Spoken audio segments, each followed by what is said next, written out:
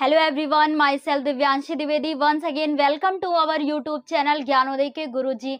तो जैसा कि आप सभी जानते हैं कि हम लोग इस टाइम टेंसेस को पढ़ रहे थे और प्रीवियस क्लास में हम लोगों ने प्रेजेंट इंडेफिनिट टेंस की क्लास को पूरा फिनिश कर लिया था और उसमें हम लोगों ने उसके रूल्स भी देखे और कुछ हिंदी में लिखे वाक्यों को ट्रांसलेशन करके उनके रूल्स के अकॉर्डिंग उनको समझा भी। तो आज की जो हमारी क्लास है वो है पास्ट इंडेफिनिट की क्लास, और जिसमें आज हम लोग जानेंगे कि पास्ट इंडेफिनिट टेंस क्या होता है और इनके कुछ रूल्स को देखेंगे और इनमें फिर हम लोग इनके कुछ एग्जाम्पल्स को देखेंगे जो कि हिंदी में लिखे हुए वाक्य रहेंगे और उनको हम लोग ट्रांसलेट करेंगे। तो चलिए स्टार्ट करते हैं पास्ट इंडेफिनिट टेंस। तो सबसे पहले हम लोग बात करेंगे जो कि हमारा टॉपिक है पास्ट इंडेफिनिट टेंस का। तो इसमें सबसे पहले तो हम लोग इसके पहचान की बात करें तो ये जो हम इसकी पहचान होती है पास्ट इंडेफिनिट टेंस की, तो देखिए इस टेंस में तो सबसे पहले हम लोग पहचान को देखेंगे, वो भी इसको हिंदी में ही देखेंगे, ठीक है। तो इसमें देखिए इस टेंस में कार्य का भूतकाल में होना पाया जाता है। तो इसमें ये लाइन कह रही है कि इस टेंस में कार्य का भूतकाल में होना पाया जाता है। तो इस प्रकार से आप सभी बहुत अच्छे से जानते हैं कि भूतकाल मीन्स जो हमारा बीता हुआ समय होता है वो भूतकाल कहलाता है, मीन्स पास्ट टेंस कहलाता है, ठीक है, जो बीता हुआ समय होता है। तो इस प्रकार से इस टेंस में कार्य का भूतकाल में होना पाया जाता है।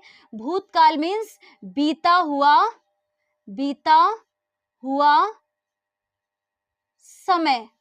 भूतकाल मीन्स बीता हुआ समय। तो इस प्रकार से आप सभी जानते भी हैं। इसके बाद सेकंड पॉइंट की बात करें तो सबसे पहले तो ये हो गया, उसके बाद सेकंड इसमें बात करें तो देखिए हिंदी में ऐसे वाक्यों की क्रियाओं के अंत में, ठीक है, हिंदी में ऐसे वाक्यों की क्रियाओं के अंत में ता था, ती थी या ते थे, आ, य, ई होता है। तो इस प्रकार से हम लोग कह सकते हैं कि इसमें जो हिंदी में वाक्य लिखे हुए होते हैं इनके लास्ट में जो मेन वर्ब होती है, मीन्स जो मुख्य क्रिया होती है, उसके बाद लास्ट में हमें क्या लिखा हुआ मिलता है, या तो ता था, ती थी, ते थे, आ, या, ई होता है। जैसे कि हम लोगों ने जब प्रीवियस क्लास में यानी जब हम लोगों ने प्रेजेंट इंडेफिनिट की क्लास की थी, प्रेजेंट इंडेफिनिट टेंस की क्लास की, तो उसमें हम लोगों ने देखा था तो इस प्रकार से आता था ता है, ती है, ते हैं, तो इस प्रकार से। और ये लेकिन पास्ट में है, तो पास्ट में है तो मीन्स इसमें हम लोग जो बीता हुआ समय होगा उसमें वाक्य आप लोग को लिखे हुए मिलेंगे, यानी जो कार्य पूरा हो रहा होगा वह हमारा बीते हुए समय में पूरा हुआ होगा।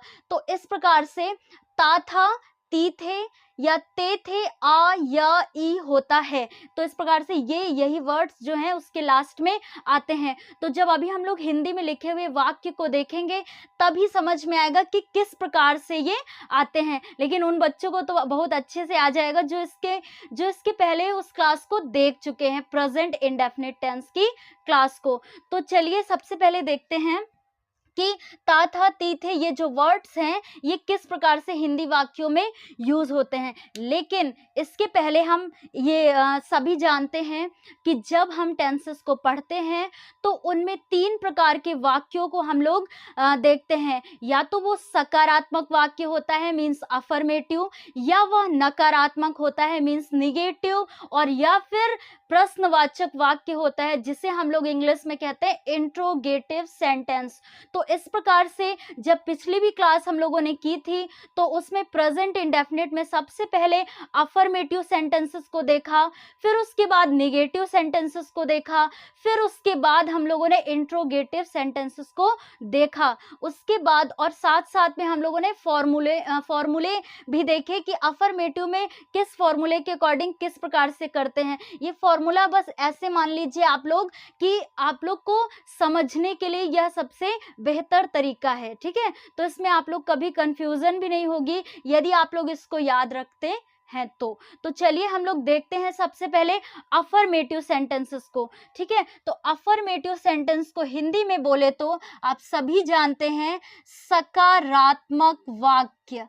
सकारात्मक वाक्य, सकारात्मक मीन जैसे साधारण वाक्य। ठीक है, सकारात्मक वाक्य, इनको साधारण वाक्य भी कह सकते हैं। तो सबसे पहले जब हम लोग सकारात्मक वाक्यों को ट्रांसलेट करेंगे तो उसका भी फॉर्मूला है। देखिए, फॉर्मूला मीन्स ये सिर्फ और सिर्फ समझने का एक अच्छा तरीका है। तो देखिए, इसमें अफर्मेटिव सेंटेंसेस में सबसे पहले वाक्य में हम लोग को जब ट्रांसलेट करेंगे तो सबसे पहले क्या मिलेगा, सब्जेक्ट, मीन्स हम लोग किसका यूज करेंगे, सब्जेक्ट का। उसके बाद वर्ब की सेकेंड फॉर्म। अब वर्ब की 3 फॉर्म्स होती हैं, आप सभी जानते हैं, वर्ब की फर्स्ट फॉर्म, सेकेंड फॉर्म और थर्ड फॉर्म। तो इसमें हम लोग क्या यूज करेंगे, वर्ब की सेकेंड फॉर्म का यूज करेंगे। उसके बाद ऑब्जेक्ट। ठीक है, तो इस प्रकार से देखिए कितना छोटा और किस प्रकार से कि सिर्फ और सिर्फ आपको सब्जेक्ट का यूज करना है, मीन्स जो वाक्य में कर्ता होगा। फिर उसके बाद क्रिया का मीन्स वर्ब का यूज करेंगे और उसकी कौन सी फॉर्म रहेगी, लेकिन सेकेंड फॉर्म रहेगी। और उसके बाद ऑब्जेक्ट का यूज करेंगे, जो वाक्य में बचा हुआ पार्ट होता है वो क्या कहलाता है, ऑब्जेक्ट कहलाता है। जैसे, तो चलिए हम लोग एग्जाम्पल को देखते हैं। तो देखिए, फर्स्ट एग्जाम्पल है हमारा, तो आई थिंक ये करने से पहले इसको एक बार रिवाइज कर देते हैं कि पास्ट इंडेफिनिट टेंस में आप लोग को क्या मिलेगा, सबसे पहले तो बीते हुए समय में होगा, यानी जो कार्य होगा वो भूतकाल में पूरा हुआ मिलेगा। और उसके बाद इनके लास्ट में ये कुछ वर्ड्स आएंगे। ठीक है, तो उनको अभी हिंदी में हम लोग देखते हैं। तो देखिए फर्स्ट एग्जाम्पल देखते हैं। तो क्या लिखा हुआ है, वह मुझे हिंदी पढ़ाती थी। अब देखिए लास्ट में क्या आया, ती थी।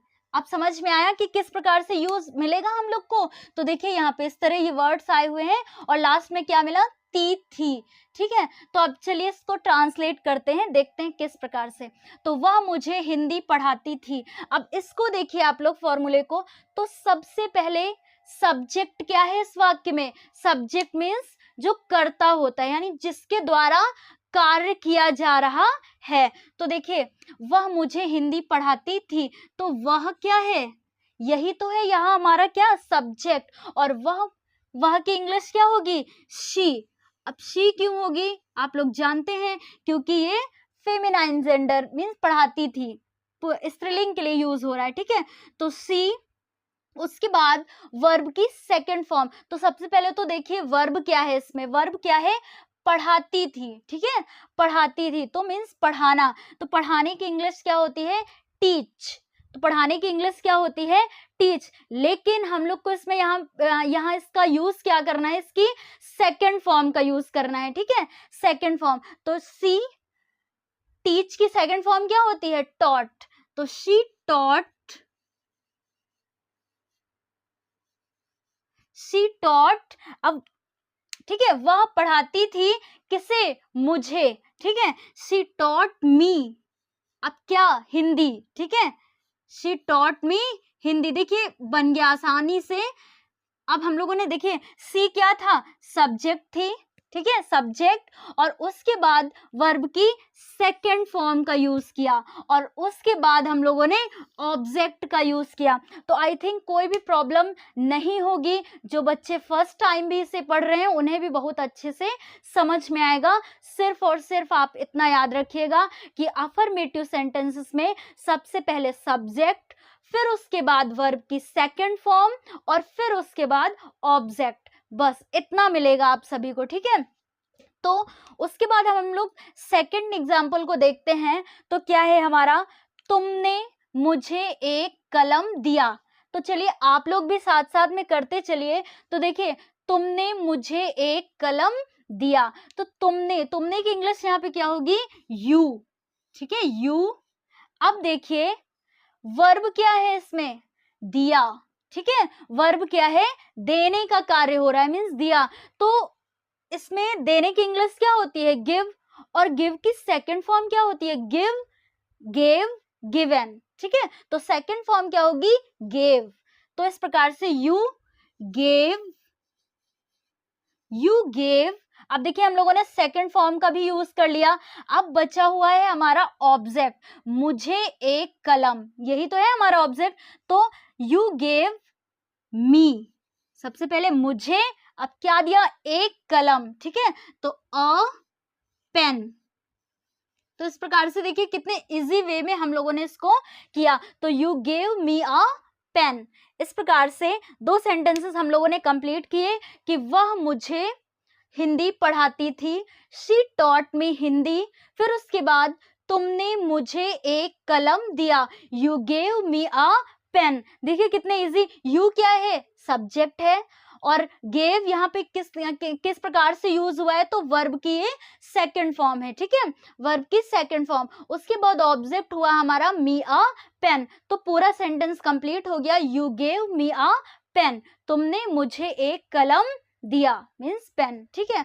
तो अब देखिए थर्ड को इसी प्रकार से देखते हैं, और ये हमारे सेंटेंसेस कौन से हैं, अफर्मेटिव हैं, ठीक है, सकारात्मक वाक्यों को अभी हम लोग देख रहे हैं। तो इसमें देखिए, वे लड़कियां अपनी गुड़ियों से खेली, मीन्स गुड़ियों के साथ खेली कह सकते हैं। तो देखिए वे लड़कियां, अगर यहाँ पे होता ये लड़कियां तो हम लोग यूज करते दीज गर्ल्स, ठीक है, लेकिन यहाँ पे क्या लिखा हुआ है, वे लड़कियां, तो हम लोग क्या लिखेंगे, दोज गर्ल्स, ठीक है, दोज गर्ल्स। तो देखिए दोज क्या लिखेंगे, दोज गर्ल्स, आई थिंक दिख रहा होगा आप सभी को, हाँ ठीक है, दोज गर्ल्स। अब ये हमारा सब्जेक्ट हो गया। अब वर्ब क्या है, खेलना, यहाँ पे खेली, ठीक है, खेली, ये है कार्य हो रहा है खेलने का, तो खेली। तो सबसे पहले खेलने की इंग्लिश क्या होती है, प्ले, ठीक है, प्ले। लेकिन हम लोग को कौन सी फॉर्म का यूज करना है, सेकंड फॉर्म का यूज करना है, तो दोज गर्ल्स प्लेड। अब क्या, अपनी गुड़ियों से, ठीक है, तो देखिए दोज गर्ल्स प्लेड विथ, यानी गुड़ियों के साथ खेली ना, तो विथ अपनी गुड़ियों, ठीक है, तो दियर, विथ दियर, और गुड़िया मीन्स डॉल, ठीक है, गुड़िया को इंग्लिश में क्या कहते हैं, डॉल, डॉल्स, डॉल्स होगा, मीन्स एक से ज्यादा गुड़िया हैं, ठीक है। तो इस प्रकार से पूरा सेंटेंस हम लोग का कंप्लीट हुआ। तो देखिए दोज, आई थिंक दिख रहा होगा, यस, तो देखिए those girls played with their dolls. तो इस प्रकार से मेरा पूरा सेंटेंस कंप्लीट हुआ। तो अफर्मेटिव में इस प्रकार से हम लोगों ने 3 एग्जांपल्स को देखा, एक तो सी टॉट मी हिंदी, उसके बाद you gave me a pen, और फिर हम लोगों ने थर्ड एग्जांपल को देखा, those girls played with their dolls.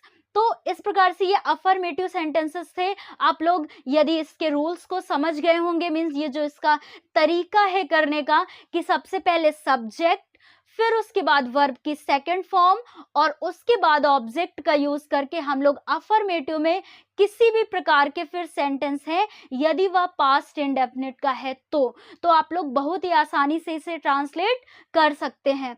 सिर्फ और सिर्फ इतना याद रखिएगा कि जो अफर्मेटिव में पास्ट इंडेफिनिट टेंस के सेंटेंस होंगे, उनके लास्ट में हिंदी में लिखे हुए वाक्यों में क्या मिलेगा हम लोग को, ठीक है।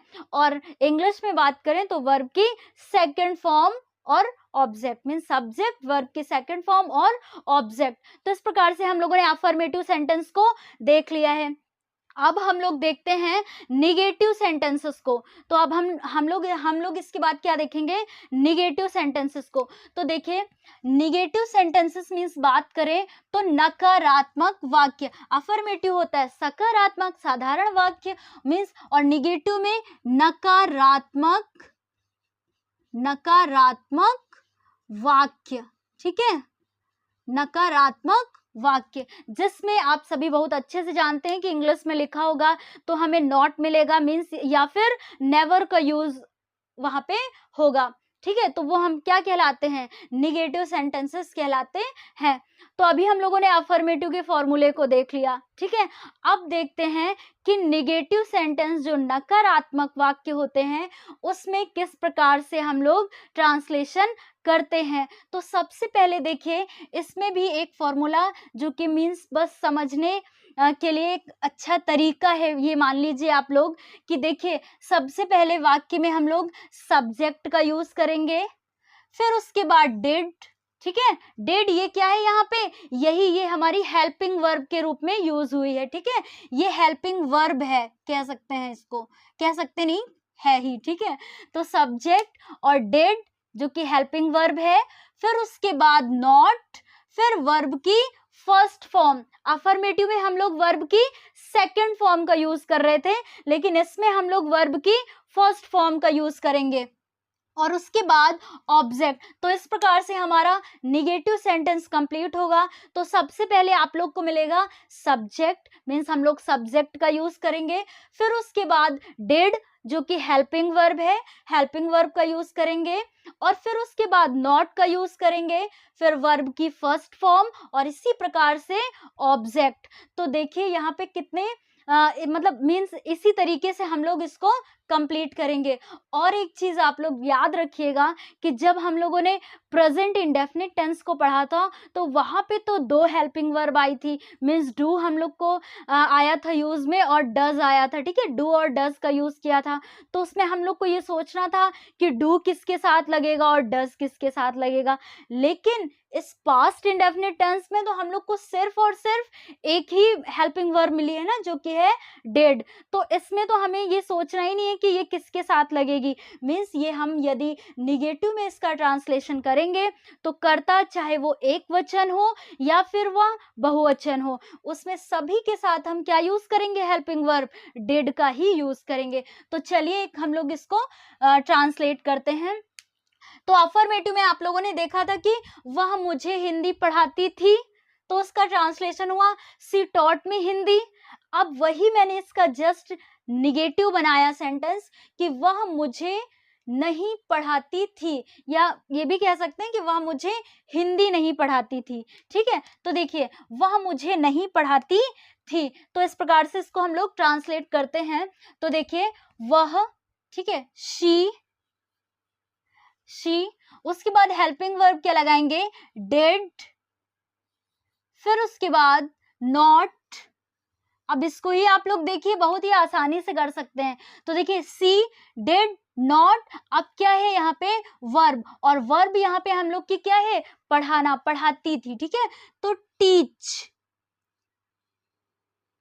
वर्ब की फर्स्ट फॉर्म का ही यूज करना है। तो इस प्रकार से सी डिड नॉट टीच मी, ठीक है, मुझे।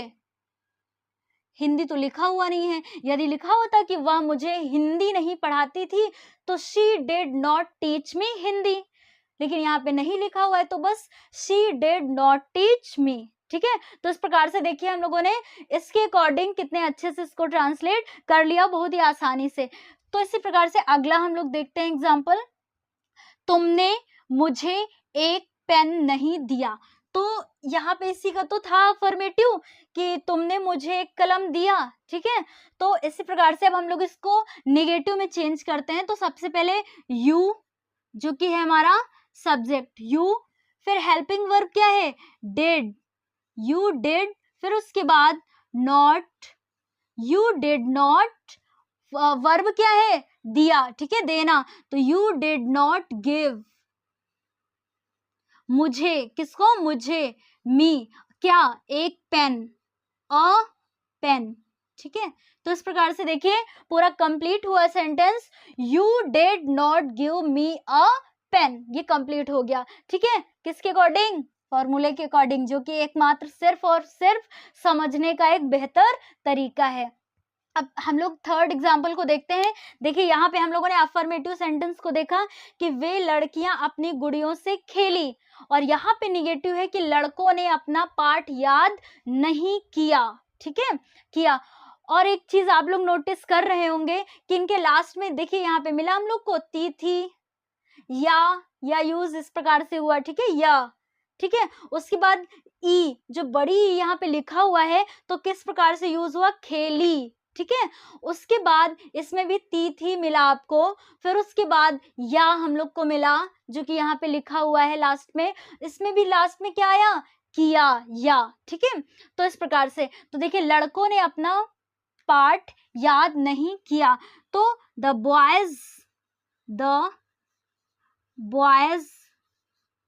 बॉयज, उसके बाद हेल्पिंग वर्ब लगाएंगे डिड, फिर not, the boys did not, फिर उसके बाद हम लोग वर्ब क्या है इसमें, याद करना मीन्स लर्न, ठीक है। The boy did not learn, अब क्या बचा यहाँ पे, अपना पार्ट, ठीक है। तो the boys did not learn their lesson. I think दिख रहा होगा आप सभी को। तो क्या बना पूरा complete sentence, the boys did not learn their lesson. तो इस प्रकार से ये हम लोगों ने यहाँ पे इसको कंप्लीट कर लिया, कुछ निगेटिव सेंटेंसेस को। तो इसमें हम लोग जानते हैं कि नेगेटिव सेंटेंसेस में या तो हमें नॉट लिखा हुआ मिलेगा तो वह नकारात्मक वाक्य होगा, और इसके अलावा यदि नेवर मीन्स कभी नहीं शब्द वाक्य में यूज होगा तो वो भी नकारात्मक वाक्य होगा। तो जब हम लोग टेंस को पढ़ते हैं तो उसमें एक चीज को याद रखेंगे, मीन्स नोटिस करेंगे कि यदि नॉट का यूज करेंगे तो हम हेल्पिंग वर्ब के साथ करते हैं, जैसे अभी आप लोगों ने किया भी हम लोगों ने साथ में मिल करके कि डिड नॉट, सभी में देखिए डिड नॉट का यूज किया, लेकिन वाक्य में, हिंदी वाक्य में सिर्फ नहीं लिखा हुआ मिला था। याद करिए जब हम लोगों ने पिछली क्लास में पढ़ा था, यानी जब हम लोगों ने प्रेजेंट इंडेफिनिट टेंस की क्लास की थी, तो उसमें भी जब निगेटिव सेंटेंसेस को देखा तो उसमें एक तो नॉट वाले सेंटेंसेस को देखा और इसके अलावा हम लोगों ने नेवर वाले सेंटेंसेस को देखा। तो इसमें अब हम लोग बात करते हैं नेवर वाले सेंटेंस की, मीन्स जब वाक्य में लिखा हुआ हमें मिलेगा हिंदी के वाक्यों में कभी नहीं, और इंग्लिश में हम लोग उसे ट्रांसलेट करेंगे नेवर। तो इस प्रकार से देखिए कि अभी तो हम लोगों ने सिर्फ नहीं वाले वाक्य को देखा कि जब हम लोग नॉट का यूज करते हैं, लेकिन अब इसके बाद देखिए यदि वाक्य में मीन्स जो हिंदी में लिखा हुआ वाक्य होगा उसमें कभी नहीं आया हो, तो कभी नहीं शब्द आया हो तो, ठीक है, कभी नहीं शब्द का यूज मिलेगा आप लोग को, आया हो तो डिड नॉट का यूज मीन्स डिड नॉट का प्रयोग नहीं करते हैं। तो बस सिंपल इतना समझिए आप लोग कि यदि वाक्य में कभी नहीं शब्द आया है तो उसमें इंग्लिश ट्रांसलेट करते समय हम लोग डिड नॉट का यूज नहीं करते हैं, क्या करते हैं, नेवर का यूज करते हैं, ठीक है। तो इसका भी पिछली क्लास में हम लोगों ने इसका फॉर्मूला तो नहीं बनाया था, लेकिन इसमें देख लीजिए और उसमें आप लोग कर भी सकते हैं फिर अपने आप, ठीक है। तो देखिए फिर इसमें क्या होगा, यदि हम लोग डिड नॉट का यूज नहीं करेंगे तो नेवर का यूज करेंगे, तो लिखे हुए जो सेंटेंस होंगे उनको किस प्रकार से फिर बनाएंगे, तो चलिए देखते हैं।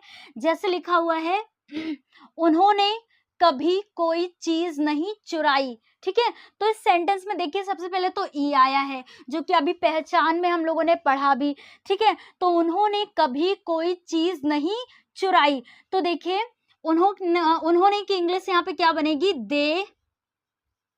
दे, ठीक है। उसके बाद हम लोग किसका यूज करेंगे, तो जब निगेटिव सेंटेंसेस बनाएंगे नेवर वाले तो सबसे पहले सब्जेक्ट, फिर उसके बाद नेवर। बस एक चीज का ध्यान रखिएगा आप लोग कि जब नॉट का बनाते हैं तो हम लोग वर्ब की फर्स्ट फॉर्म का यूज करते हैं, लेकिन जब हम नेवर यूज करेंगे सेंटेंस में तो हम लोग वर्ब की सेकंड फॉर्म का यूज करेंगे। कैसे, देखिए तो दे, उसके बाद कभी नहीं की इंग्लिश क्या बन जाएगी, नेवर, दे नेवर। उसके बाद वर्ब क्या है हमारी, चुराई, मीन्स चुराने की इंग्लिश क्या होती है, स्टोल, ठीक है। तो दे नेवर स्टोल, लेकिन हमें क्या करना है, इसकी सेकंड फॉर्म का यूज करना है। तो सॉरी, स्टील होती है फर्स्ट फॉर्म, चुराने की इंग्लिश क्या होती है, स्टील, स्टील मीन्स चुराना, ये इसकी हो गई फर्स्ट फॉर्म, और इसकी सेकंड फॉर्म क्या होगी, स्टोल, जो कि यहाँ पे हम लोगों ने लिखा भी है। तो देखिए दे नेवर स्टोल, अब क्या बचा हुआ है, चीज, ठीक। तो दे नेवर स्टोल कोई भी चीज, यानी कोई चीज, इसको इंग्लिश में क्या बोलेंगे, एनीथिंग। तो दे नेवर स्टोल एनीथिंग, ठीक है। तो इस प्रकार से देखिए पूरा सेंटेंस क्या कंप्लीट हुआ, दे नेवर स्टोल एनीथिंग, उन्होंने कभी कोई चीज नहीं चुराई, या ये भी कह सकते हैं कि उन्होंने कोई चीज कभी नहीं चुराई। ठीक है, तो इसमें हम लोगों ने नेवर का यूज किया। तो कुछ भी इसमें डिफिकल्ट नहीं है, कुछ भी, सिर्फ इतना आप लोग अपने दिमाग में बिठा लीजिए, मीन्स ध्यान दीजिएगा कि जब हम नॉट का यूज करेंगे तो उसके साथ हेल्पिंग वर्ब डिड नॉट लगेगा, मीन्स डिड नॉट के साथ यूज करेंगे और वर्ब की फर्स्ट फॉर्म होगी। लेकिन जब नेवर का यूज करेंगे तो वर्ब की सेकंड फॉर्म होगी पास्ट इंडेफिनिट टेंस में। ठीक है, तो टॉपिक से, मेन टॉपिक से ना ही भटकिएगा आप लोग कि हम लोग क्या पढ़ रहे हैं, पास्ट इंडेफिनिट टेंस के रूल्स को। ठीक है, तो हम लोगों ने अफर्मेटिव में देखा कि सब्जेक्ट, वर्ब की सेकंड फॉर्म और ऑब्जेक्ट, सिर्फ इतना यूज होगा इसमें। उसके बाद जब निगेटिव सेंटेंसेस को पढ़ेंगे तो एक तो नॉट वाले, तो उसमें सबसे पहले सब्जेक्ट, फिर उसके बाद हेल्पिंग वर्ब डिड का यूज करेंगे, फिर उसके बाद नॉट, फिर वर्ब की फर्स्ट फॉर्म प्लस ऑब्जेक्ट, इतना मिलेगा आपको। फिर लेकिन निगेटिव सेंटेंस में ही यदि नेवर का यूज मिलेगा तो सबसे पहले सब्जेक्ट, फिर उसके बाद नेवर का यूज करेंगे, फिर उसके बाद क्या लगाना है हम लोग को, फिर नॉट और कुछ नहीं लगाना, ठीक, डिड नॉट नहीं लगाना है। फिर उसके बाद वर्ब की सेकंड फॉर्म का यूज करेंगे और उसके बाद ऑब्जेक्ट। इतना रहा फॉर्मूला आप लोग का निगेटिव सेंटेंस के नेवर वाले सेंटेंस का। तो दे नेवर स्टोल एनीथिंग। यदि इसी तरह से एक और एग्जाम्पल हम लोग लेते हैं तो यहाँ पे आई थिंक दिखेगा नहीं, तो इसको लिख सकते हैं हम लोग, यहाँ पे लिख सकते हैं। ठीक है, मान लीजिए मैंने लिखा कि तुम कभी देर से नहीं आए। ठीक है, तुम कभी देर से नहीं आए, तो इसको भी देख लेते हैं। दो एग्जाम्पल को हम लोग नेवर वाले देख लेते हैं। तो देखिए, तुम कभी देर से नहीं आए। ठीक है, तुम कभी देर से नहीं आए। तो यदि इसको हम लोग ट्रांसलेट करते हैं तो क्या देखेंगे, सबसे पहले कि सब्जेक्ट क्या है हमारा, यू। अब कभी नहीं का यूज आया है, देखिए, तो यू नेवर, यू नेवर। अब नेवर का यूज किया, उसके बाद वर्ब क्या है, ये हमारी यहाँ पे आई मीन्स आना, तो यू नेवर कम।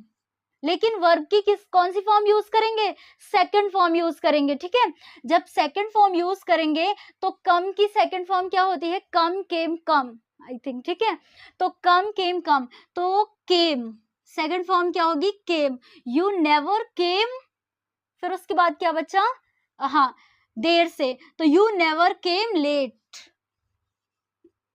ये हम लोग का कंप्लीट सेंटेंस बन गया कि यू नेवर केम लेट। तो ये रहा कि इस प्रकार से हम लोगों ने नेवर वाले दो सेंटेंसेस को देखा कि उन्होंने कभी कोई चीज नहीं चुराई, दे नेवर स्टोल एनीथिंग। उसके बाद तुम कभी देर से नहीं आए, तो यू नेवर केम लेट। तो इस प्रकार से हम लोगों ने अफर्मेटिव सेंटेंसेस को देखा, निगेटिव सेंटेंसेस को देखा और उनके फॉर्मूले के अकॉर्डिंग हम लोगों ने उसको ट्रांसलेट भी किया। तो यदि आप लोग इसका स्क्रीनशॉट लेना चाहें तो ले सकते हैं। और इसके बाद अब हम लोग इंट्रोगेटिव सेंटेंसेस को देखेंगे पास्ट इंडेफिनिट के टेंसेस में। ठीक है, तो इस प्रकार से आप लोग यदि लेना चाहें स्क्रीनशॉट तो ले सकते हैं। तो चलिए अब हम लोग इंट्रोगेटिव सेंटेंसेस को देखते हैं और इसमें कुछ एग्जांपल्स को देखेंगे जिनको ट्रांसलेट करेंगे। तो चलिए इनमें सबसे पहले हम लोग देखते हैं इंट्रोगेटिव सेंटेंसेस में, यानी जो प्रश्नवाचक वाक्य होते हैं। तो प्रश्न, सबसे पहले तो प्रश्नवाचक वाक्य में आप सभी जानते हैं कि दो प्रकार से वाक्य हम लोग को देखने के लिए मिलते हैं, एक तो यस नो टाइप के और दूसरे जिनमें क्वेश्चन वर्ड हमारा बीच में होता है। तो जब पहले भी हम लोग इसकी बात काफ़ी अच्छे से कर चुके हैं कि जो इंट्रोगेटिव सेंटेंसेस होते हैं इनमें दो प्रकार से हम लोग को वाक्य देखने को मिलते हैं। एक तो होता है यदि हिंदी में लिखे हुए वाक्य में क्या शब्द पहले आता है तो किस प्रकार से हम लोग इनका ट्रांसलेशन करते हैं, और यदि वाक्य में जो क्वेश्चन वर्ड होते हैं, कब, क्यों, कहाँ, कैसे, इन वर्ड्स को यदि वाक्य में यदि ये बीच में लिखे हुए हमें मिलेंगे तो किस प्रकार से ट्रांसलेट करते हैं। पिछले क्लास में भी जब हम लोगों ने प्रेजेंट इंडेफिनिट टेंस पढ़ा तो उसमें भी देखा कि इन दोनों ही सेंटेंसेस को हम लोगों ने देखा था। तो सबसे पहले हम लोग देखते हैं कि यदि वाक्य में क्या शब्द पहले आता है तो हम लोग इनको किस प्रकार से चेंज करेंगे फॉर्मूले के अकॉर्डिंग। तो चलिए अब हम लोग देखते हैं। तो यदि क्या शब्द जो है ये पहले आएगा वाक्य में, यानी वाक्य में लिखा हुआ शब्द जो यदि पहले आएगा क्या, तो इसमें किस प्रकार से इसको हम लोग ट्रांसलेट करेंगे। तो देखिए इसमें फॉर्मूला हम लोगों ने लिखा है कि सबसे पहले डिड, जो कि क्या है, हेल्पिंग वर्ब, ठीक है, हेल्पिंग वर्ब डिड का यूज करेंगे। फिर उसके बाद हम लोग किसका यूज करेंगे, सब्जेक्ट का। तो यदि क्या शब्द पहले आया है तो हम लोग हेल्पिंग वर्ब सबसे पहले लिखेंगे, ठीक है, और हेल्पिंग वर्ब इसमें क्या है हमारी, डिड, तो इसको हम लोग सबसे पहले लिखेंगे। फिर उसके बाद सब्जेक्ट को लिखेंगे। और यदि प्रश्नवाचक वाक्य में नॉट का यूज हुआ है, मीन्स यदि नहीं शब्द आया है, तो हम लोग जस्ट सब्जेक्ट के बाद में नॉट लगाएंगे। अदरवाइज यदि वहाँ पे नॉट नहीं आया है तो फिर वहाँ पे उसका कोई यूज नहीं होगा। इसलिए मैंने यहाँ पे इसको लिख दिया है कि आप लोग कभी कंफ्यूज ना हो कि यदि प्रश्नवाचक वाक्य में नहीं शब्द भी मिल गया तो सोचेंगे कि इसको निगेटिव कहा जाएगा या फिर इंट्रोगेटिव कहा जाएगा, ठीक है। तो इसमें कंफ्यूज ना होइएगा आप लोग, वो इंट्रोगेटिव नेगेटिव सेंटेंस कहलाएगा, ठीक है। तो यदि वाक्य में इंट्रोगेटिव सेंटेंस में नॉट का यूज मिले आप लोग को तो उसको जस्ट हम लोग सब्जेक्ट के बाद में यूज करेंगे। तो सबसे पहले डिड हेल्पिंग वर्ब, फिर उसके बाद सब्जेक्ट, यदि नॉट आया है तो नॉट का यूज करेंगे, और फिर वर्ब की फर्स्ट फॉर्म का यूज करेंगे, और फिर उसके बाद ऑब्जेक्ट। तो ये रहा हमारा फॉर्मूला इंट्रोगेटिव सेंटेंसेस के यस नो टाइप वाक्यों का, मीन्स क्वेश्चंस का कह सकते हैं, ठीक है। तो डिड प्लस सब्जेक्ट, यदि नॉट आया है तो नॉट प्लस वर्ब की फर्स्ट फॉर्म प्लस ऑब्जेक्ट। तो चलिए देखते हैं कि हिंदी में लिखे हुए वाक्यों को किस प्रकार से हम लोग इनको ट्रांसलेट करेंगे। तो फर्स्ट है हमारा इसमें एग्जाम्पल, क्या रमेश ने उस लड़के को पीटा, मीन्स मारा भी कह सकते हैं, ठीक है। तो क्या रमेश ने उस लड़के को पीटा। तो अब हम लोग इसके अकॉर्डिंग बनाएंगे कि क्या शब्द सबसे पहले आया है, इस वाक्य में क्या शब्द सबसे पहले आया है। तो हम लोग क्या लिखेंगे, डिड, ठीक है, डिड। उसके बाद सब्जेक्ट क्या है, रमेश, ठीक है, सब्जेक्ट क्या है, रमेश। तो डिड रमेश, और नॉट का यूज तो हुआ नहीं है, ठीक है। यदि होता तो हम जस्ट इसके बाद क्या लगा देते, नॉट लगा देते, ठीक है। तो डिड रमेश, फिर उसके बाद वर्ब की फर्स्ट फॉर्म का यूज करेंगे। तो डिड रमेश, और वर्ब क्या है इसमें, पीटा, मीन्स मारा। तो जान से मारने को अगर होता है तो हम लोग किल लिखते हैं इंग्लिश में, ठीक है, वो जान से मारने की इंग्लिश होती है। लेकिन यहाँ पे मारने या पीटने की इंग्लिश क्या लिखेंगे, बीट, ठीक है। तो देखिए बीट है ना। तो डिड रमेश बीट, अब क्या बचा, उस लड़के को, है ना, उस लड़के को। तो दैट बॉय, और क्वेश्चन मार्क का तो ध्यान रखिएगा आप लोग, और जानते भी हैं कि इंट्रोगेटिव सेंटेंसेस में क्वेश्चन मार्क लगाना जरूरी है, ठीक है, लगाते हैं। तो इस प्रकार से ये पूरा कंप्लीट हुआ sentence, did Ramesh beat that boy, ठीक है। तो अब अगला एग्जाम्पल देखते हैं, आप लोग भी साथ साथ में करते रहिएगा और कोशिश भी करिएगा अपने आप करने की। तो देखिए, क्या उसने मेरी स्लेट तोड़ी, ठीक है।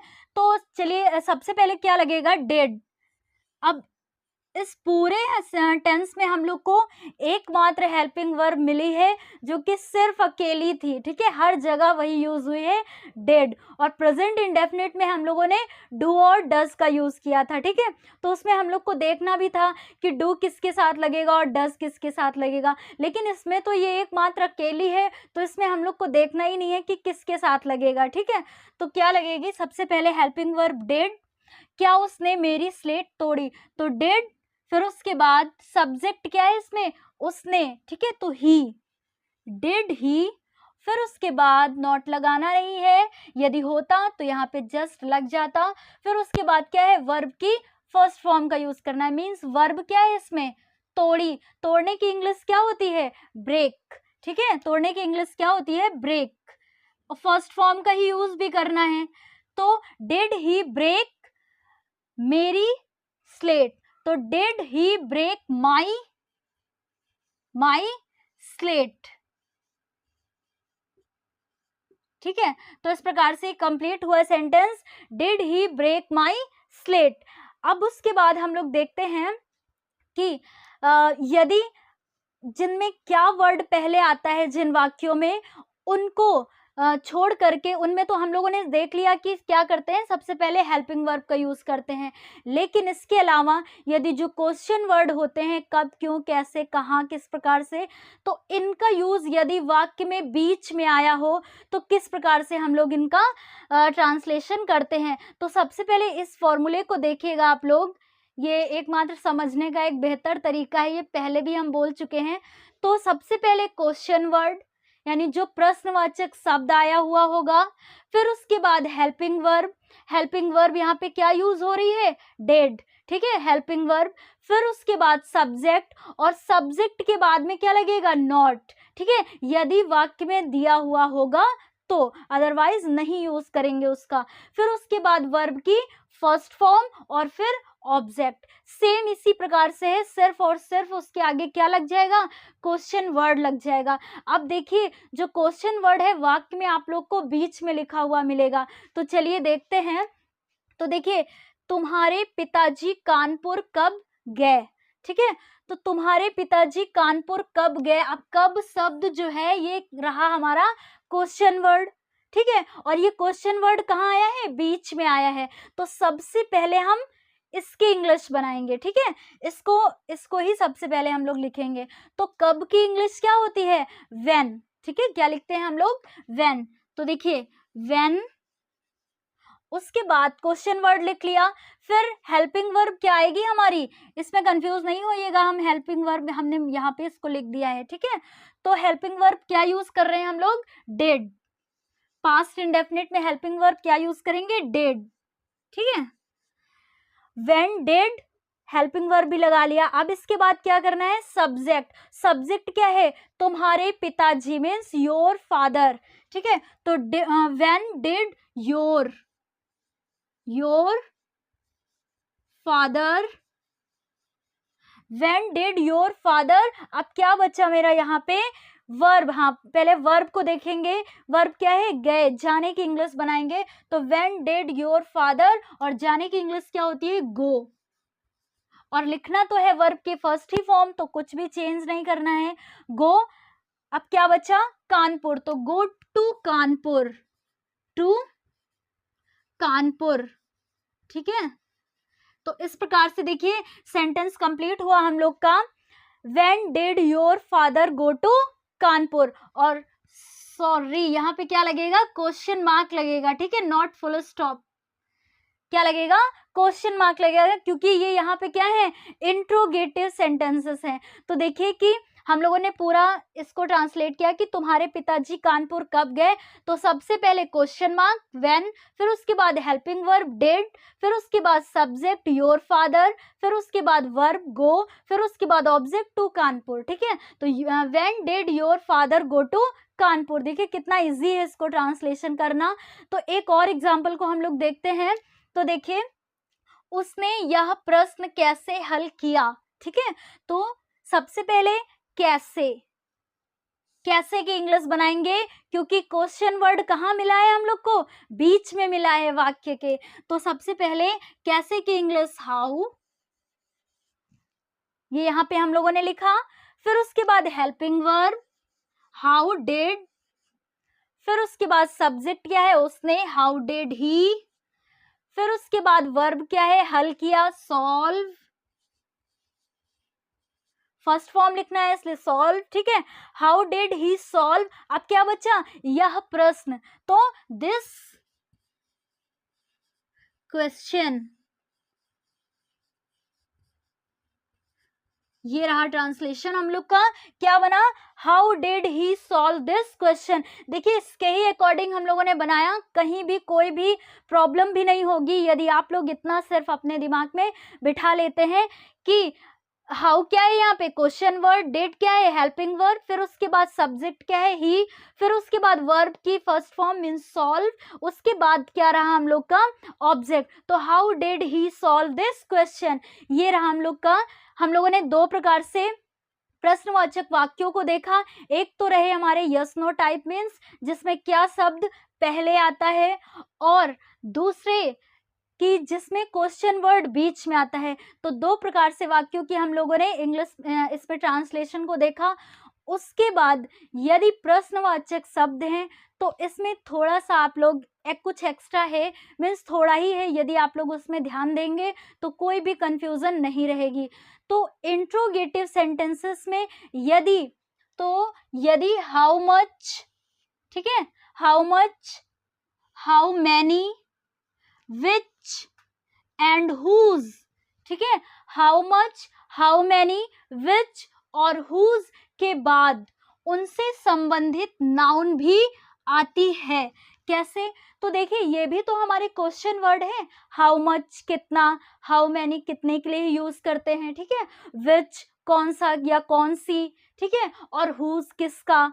तो इस प्रकार से ये जो क्वेश्चन वर्ड होते हैं इनका यदि हिंदी में वाक्य लिखा है तो किस प्रकार से ट्रांसलेट करते हैं, तो इसमें थोड़ी सी आपको कुछ मतलब थोड़ा सा अलग मिलेगा। जैसे देखिए जब हम लोग इनको करेंगे एग्जाम्पल्स को तो खुद ही समझ में आएगा। तो देखिए एक चीज़ तो सबसे पहले कि हाउ मच, हाउ मैनी का यूज़ आप लोग जानते होंगे, यदि नहीं भी जानते हैं तो देखिए हाउ मच का यूज़ करते हैं यदि हम किसी भी चीज़ को काउंट ना कर सके, मीन्स अनकाउंटेबल जो होती हैं।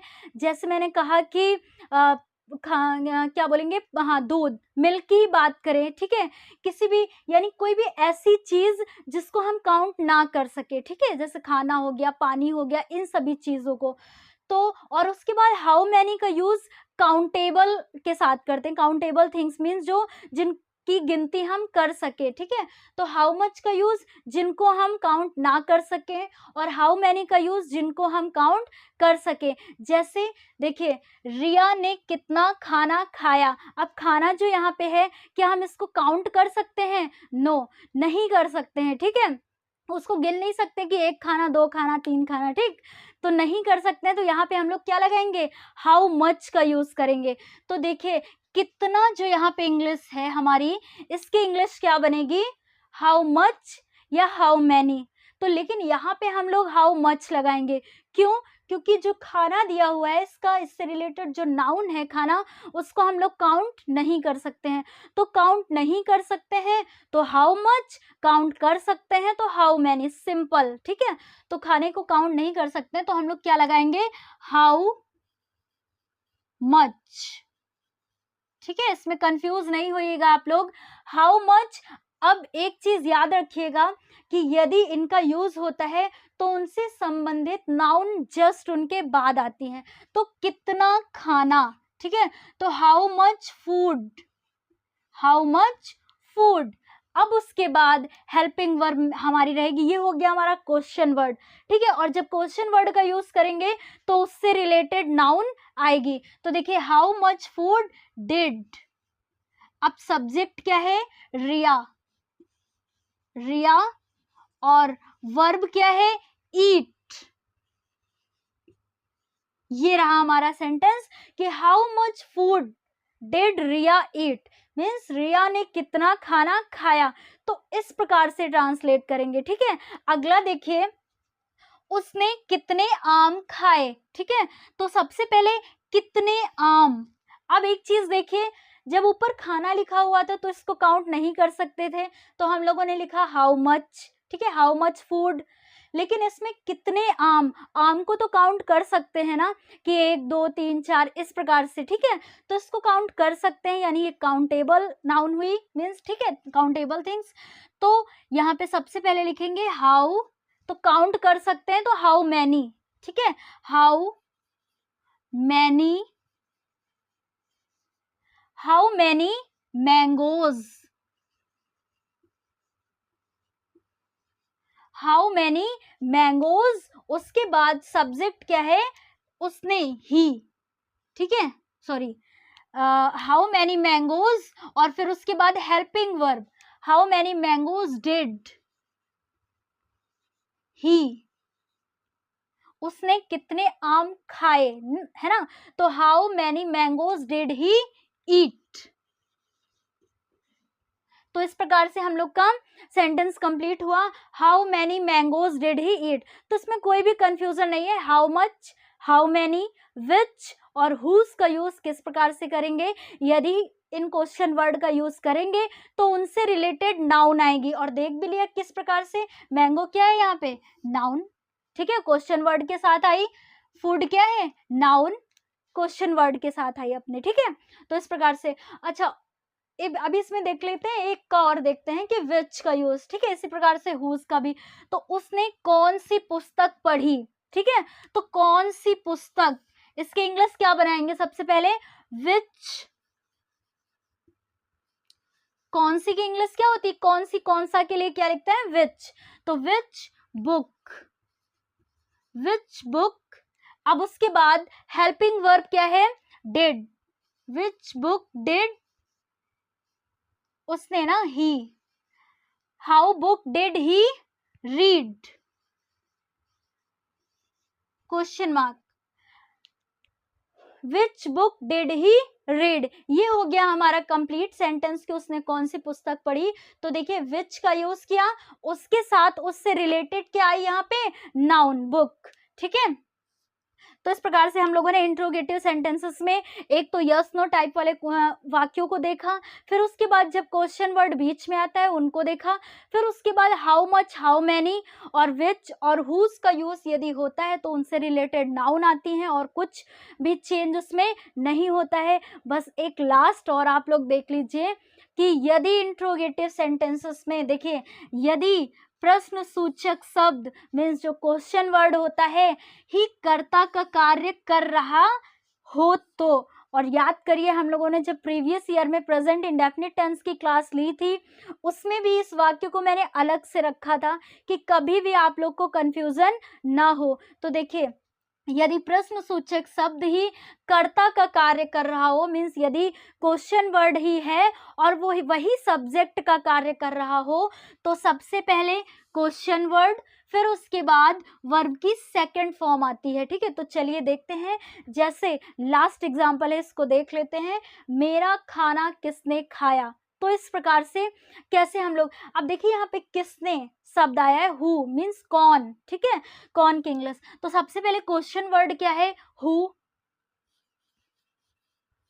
अब देखिए क्या इस वाक्य में आप लोग को सब्जेक्ट मिल रहा है कि मेरा खाना किसने खाया, जो करता है वही छिपा हुआ है किसमें, किसने, कौन, ठीक है। तो उसमें पता ही नहीं है हमें, तो ये जो क्वेश्चन वर्ड है यही क्या कर रहा है, कर्ता का कार्य कर रहा है, मीन्स सब्जेक्ट का कार्य कर रहा है, ठीक है। तो हु यहीं पे हमारा सब्जेक्ट भी इसी में हो गया। तो जब ये करते हैं तो इसमें क्या करते हैं कि सबसे पहले क्वेश्चन वर्ड, फिर उसके बाद वर्ब की सेकेंड फॉर्म। तो हु खाने की इंग्लिश क्या है, एट, हु एट, ईट क्या होती है फर्स्ट फॉर्म, उसकी सेकंड फॉर्म क्या लिखेंगे, ate, who ate my food, ठीक है, कितना इजी है question mark, who ate my food, तो मेरा खाना किसने खाया। तो इस प्रकार से याद रखिएगा। और पूरी इस पास्ट इंडेफिनिट टेंस में हम लोगों ने वर्ब की सेकंड फॉर्म का यूज कहाँ कहाँ पे किया, देखिए जब हम लोगों ने अफर्मेटिव सेंटेंसेस को पढ़ा तो उसमें हम लोग वर्ब की सेकंड फॉर्म का हम लोगों ने यूज किया। फिर उसके बाद जब निगेटिव पढ़ा उसमें नेवर वाले सेंटेंसेस को देखा तो उसमें हम लोगों ने वर्ब की सेकंड फॉर्म का यूज किया। फिर उसके बाद जब इंट्रोगेटिव सेंटेंसेस में ऐसे वाक्य जिनमें जो क्वेश्चन वर्ड है वो कर्ता का ही कार्य करे, इस प्रकार से कि जैसे मैंने एक एग्जाम्पल के तौर पे भी लिखा कि मेरा खाना किसने खाया, यानी क्वेश्चन वर्ड में ही कर्ता छिपा हुआ है। तो हम लोग क्या करेंगे, यहाँ पे सबसे पहले क्वेश्चन वर्ड, फिर उसके बाद वर्ब की सेकंड फॉर्म। तो 3 जगह पे वर्ब की सेकंड फॉर्म का यूज हुआ और बाकी सभी जगह पे वर्ब की फर्स्ट फॉर्म का यूज किया, ठीक है। तो ये याद रहेगा आप लोग को कि अफर्मेटिव सेंटेंसेस में हम लोगों ने वर्ब की सेकंड फॉर्म का यूज़ किया, निगेटिव में नेवर के प्लेस पे, और इंट्रोगेटिव में जब क्वेश्चन वर्ड ही कर्ता का कार्य करे। तो इतना याद रखिएगा आप लोग। और हाँ, आज की इस क्लास में यदि इसके बाद भी आप लोग को कोई कन्फ्यूज़न है, और मैंने इनसे रिलेटेड और एक्सरसाइज नहीं करवाई हैं, लेकिन यदि इसमें से कोई फ़र्क नहीं पड़ता है कि मैं इसके 4 एग्ज़ाम्पल कराऊँ या 10 एग्ज़ाम्पल कराऊँ। यदि मैंने 4 या 2 भी किए हैं और उसके रूल को आप लोग को समझ में आ गया है, उसके रूल्स को बहुत ही अच्छे से उसका कन्फ्यूज़न सॉल्व हो गया है, तो आप लोग चाहे जितने हों, इसी प्रकार से आप लोग बहुत ही आसानी से कर सकते हैं। तो आई थिंक आप लोग को समझ में भी आया होगा, और प्लीज़ कमेंट बॉक्स में ज़रूर बताइएगा कि कैसी रही आज की क्लास। जिन बच्चों ने इस पूरी क्लास को देखा है, वह सच में इनको समझना चाहते हैं और पढ़ना चाहते हैं। तो यदि इसके बावजूद भी आप लोग को कोई कन्फ्यूज़न है, किसी भी वाक्य में किसी भी प्रकार की यदि कन्फ्यूज़न है, तो प्लीज़ कमेंट बॉक्स में ज़रूर लिखिए और मुझे बताइए। तो अगली क्लास में मान लीजिए उसके बाद जो क्लास होगी, तो उस पॉइंट को मैं अलग से वहाँ पे डिस्कस करने की कोशिश करूँगी। तो इस प्रकार से आज हम लोग आज की क्लास को यहीं पे ख़त्म करते हैं। और यदि आपको ये क्लास पसंद आई हो तो please like, share and subscribe करना ना भूलें। Thank you.